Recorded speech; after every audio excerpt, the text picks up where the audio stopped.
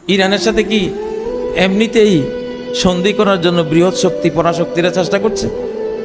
কারণ খবর পেয়েছে ইরানের কাছে 1000 শয়তান 2 ক্ষেপণাস্ত্র রাশিয়া দিয়েছে। শয়তান 2 কি? এক একটা ক্ষেপণাস্ত্র শব্দের থেকে 25-27 গুণ গতি নিয়ে ছুটে 15টা মাথা এক একটা ক্ষেপণাস্ত্রের, একটা গোটা মহাদেশ মিশাই দিতে পারে একটা ক্ষেপণাস্ত্র।